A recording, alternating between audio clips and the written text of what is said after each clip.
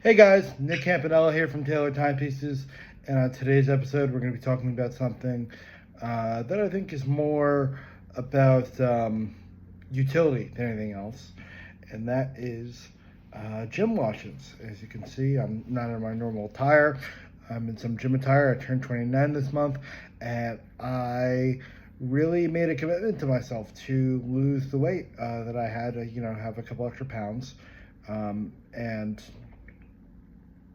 I decided, hey, you know what? I'm going to start hitting the gym. And, with that question, it's, hey, what watch do I wear? Can I wear a watch to the gym? How safe is it to wear a watch to the gym? What material do I have? And, of course, as somebody who sells watches full time, I have a bunch to choose from. And I just figured it would be a quick fun video to talk about, what I wear to the gym, what I think is acceptable to wear to the gym, what I would avoid wearing to the gym, if it's something that I really, enjoy, things like that. So, there are a couple brands that I think are quote unquote gym accessible, and that's going to be something like this. This is the Casio G-Shock that I have. It's actually something called a Casio Oak. I'm not sure if you guys recall, if any of you guys were in the space 2-3 years ago, but 2-3 years ago there was a big influx of these kind of modded out watches. They would take these Casios, at the time with the G200 series, and make them pretty cool by adding these aftermarket parts and make them look like these more expensive pieces, whether it be AP, Patek, Daytona, things like that. And I think that, of course, it is real creative, and I think that in that sense, they kind of became, at least for me, beater watches I could wear every day, watches I could wear without worrying, oh my God, gee, what if I lost this watch? What would I do? That's something to keep in mind when you're thinking about your gym watch, or a watch that you can wear as quoted, as for lack of better phrase, a beater. It's got to take a beating. It's a watch that you won't mind taking a beating. I mean, if you're going to be lifting weights, if you're going to be running, you're going to be getting sweat all over the bracelet and the strap, whatever you decide to wear. I personally would wear probably, I'd say, a strap. The reason why I'm wearing a bracelet today is just because I think it looks cool. But the strap, I think it's going to provide you a little bit more aeration when you are working out. And it's not going to, of course, when you exercise, your wrist expands and contracts based on how much body, water, and, things like that are in your body. It's like anything else. Your skin is an organ, and when you lose water, your wrist will shrink, and vice versa. So I would say try to wear a strap if you can. Again, I'm wearing a bracelet because I enjoy it. It's not a hard and fast rule. It's just, hey, you know what? If it's a really hot day, I will wear a strap because it is going to be a little lighter if I do plan on going to the gym. Now, something like this isn't actually gold, but it's something to keep in mind when you're going to the gym and you have a piece that you really enjoy. I mean, don't be flashy. It's one of those things, living in New York for so many years, I see these people walk around with this, really cool watch, but it's something that I would be nervous to wear. I don't want attention drawn to me when I'm walking around town, when I'm walking around the city. I don't want people to say, hey, he's got that nice, cool, solid gold Yachtmaster. He's got... crap, I was on 47th Street once, and one of the hawks, I don't know if you guys know what that is. It's the guys who were sitting outside and was saying, hey, we're buying some watches, come in our door. One of the hawks said nice AP, and I froze because I didn't know this guy. At the time, I didn't know that he was a hawk, that he was working for somebody that I did know and trust. But it was just a guy who was coming out of the subway, and he said nice AP, and I said to myself, wow, if that guy had bad intentions, he knew what he was looking at, and he probably knew how he can get it off my wrist. So it's always something that when I talk about a beater watch, something that I don't care to lose. This is going to be retail maybe $500 in the secondary market, $200-$300. It would suck. Don't get me wrong. It sucks to lose any amount of money, but I would much rather get this taken from me than something else. Now, with that being said, a good friend of mine who has another channel here on YouTube, he made a statement once that, again, and I'm not going to name any names, but he did make a statement once that said, "Hey, I like wearing, inauthentic watches to meetings and things like that, because if something gets stolen or if something breaks, they're only stealing the fake item." And my only retort to that is the only thing worse than getting stabbed for your real Rolex Daytona is getting stabbed for a fake Rolex Daytona. So, listen, there are ways. I'm never going to tell you, hey, don't wear a nice, watch walking around town. What I usually do is I put it in my inside pocket of a suit. I'm usually wearing suits. And when I get to my destination, I'll take it out from, excuse me, as you can see, I'm tired from the gym. I'll take it out from my inside pocket and put it on my wrist. And you also want to think about, when it comes to a watch that I could wear as a beater, maybe a gym watch, the mechanisms that the watch has. Does it have a timer? Does it have, these certain things? Does it have a chronograph? Does it have things that can, keep you accountable? Is it a real gym watch? Now, I know there's some really expensive and really nice gym watches that you can wear as a beater, such as like Garmin, or, obviously you have the Apple Watch. But for me, for a guy who's a watch lover, they even started doing it with Apple, with the Apple Watches. You would get to use, brand specific dials that were basically, 3D printed dials that you put on your Apple Watch. I don't have an Apple Watch, but just, what I would see, and they would say Panerai, they would say AP, they would say Rolex. So there was that desire there. At the end of the day, I think a lot of these Apple Watch guys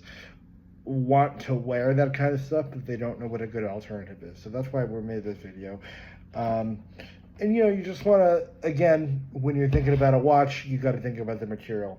The pieces that I like, here's a nice brand. It's Hamilton. Hamilton, now again, is a relatively inexpensive brand if you buy it on the secondary market, maybe a couple $100. And just the material, it's something that can take a beating. Now, of course, something like a ceramic, something that isn't stainless steel, if you drop it, if you bang it up, it will take damage, but it's not going to take damage the way a stainless steel watch would.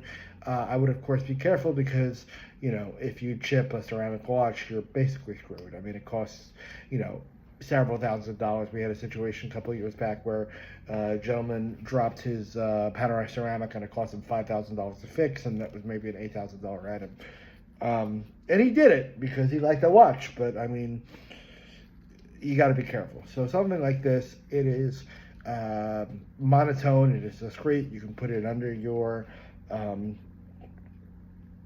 under your cuff if you're wearing like a sweater. Like right now I'm wearing a sweatshirt and a hoodie, and it's something that people aren't going to naturally draw attention to. And of course you do have the fact that it's a strap. As I said earlier, if you're wearing a strap, you're not going to sweat as much as if you're wearing a nice bracelet.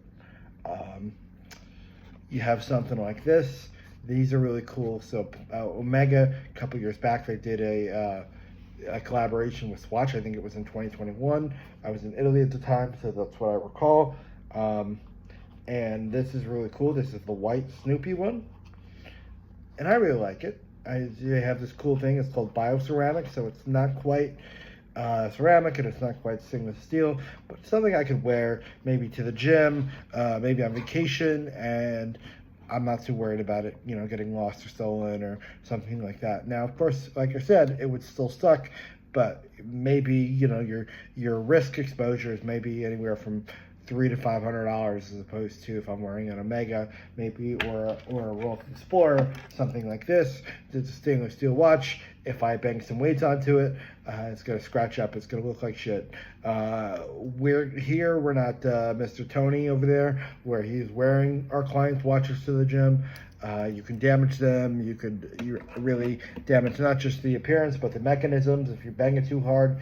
Um, you damage a mainspring, whatever it is. So I always try my best to say, hey, wear a watch that you don't mind losing. With that being said, of course, I would go with the 40 to 42 millimeter range. I don't like big watches when I'm working out.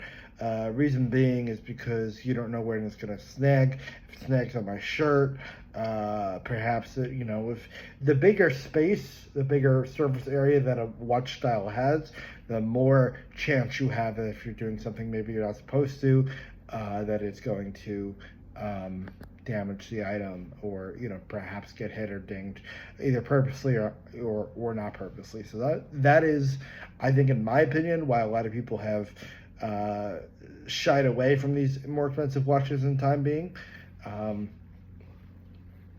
or these bigger watches rather, because it's just a more of a liability if something gets damaged. And yeah, I would go, of course, with these neutral colors, black, white, something that isn't too loud because you don't want to draw attention to it. Of course, I do have this gold piece here, so I'm kind of not really following my rule there, and it is on bracelet, which again, I just say my preference is strap because it doesn't make my wrist sweat as much. It's a piece that I can fit, very comfortably underneath my hoodie and not draw a lot of attention to it. So, you also want to check to see, make sure that it's got all the mechanisms that you need. If you're a runner, it's got to make sure that it has that timing function. And if you're lifting weights, you want to make sure that you can set a timer, whether your rest period is 2 minutes, 1 minute, whatever you decide to do. But yeah, I mean, I see these people come and, they're putting, we had a couple weeks ago, we had a good client of ours put a Submariner in a locker, and he called us and said, hey, the Submariner I bought from you got stolen out of my locker. That wasn't a smart move. I mean, I understand maybe you're coming from the office to the gym. I don't know how far you are from the office, but I mean, I would drive 30 minutes out of my way and come back another time if it meant not losing my Submariner or getting it stolen. I would like to think that most people have, genuine, non-nefarious, basically intentions, but that's not always the case. So, as I, get in better shape, I am really trying to see, what kind of watches do I wear. This watch here, also Hamilton, beautiful piece. I like it. It's on NATO. I would not wear something like this. Reason being is NATO is a little flimsy. It's going to be flopping around. And it's also stainless steel. I mean, you bang this up and you're going to get dings and crushes whatever it is. Some people like the NATO because it is, of course, very breathable. But for me, I want something that's secure on my wrist. Which is also why I think sometimes I maybe sacrifice the heat of the, or the lessened heat of the strap to a bracelet, because a bracelet is more secure on the wrist. As much as I do think this NATO is cool, I think at the end of the day, if I had this on my wrist and I was lifting weights, or even if I was running super fast, again, I don't personally have that problem, but I know a lot of people do, it goes flying. It goes flying because it's not securely attached to my wrist, and it's something like that. If I'm going swimming, I don't want to come up for a breath of fresh air and realize that it's at the bottom of the pool. And of course, when it comes to those water sports, I hope you guys know waterproof does not equal water resistant, and you need to know the difference when looking at watches. In that regard, I would always go with something that does have a pretty deep and is even rubber. I mean, again, if I am stuck in aquatic sports, I would go rubber. Reason being is because it's not going to warp the way the stainless steel would, and things like that. Now, finally, of course, as someone with a disability myself, I have cerebral palsy. There were, of course, certain medical tests and things like that I needed to make sure that I took prior to beginning a workout regimen. And I hope that you guys take this knowledge with a bit of a grain of salt, because it is mostly my opinion, but also that you do everything you need to do to essentially get tested by the doctors before you went and did your physical fitness regimen. I am all for people getting healthier. It's really something that I hope to do this year. But you know, you need to make sure that you are ready to do that and that you are in the proper physical condition to start lifting heavy weights or doing long aerobic exercises. I would never encourage someone, especially someone with a disability myself, to push themselves too hard and put themselves in a negative situation with their body. Thank you so much.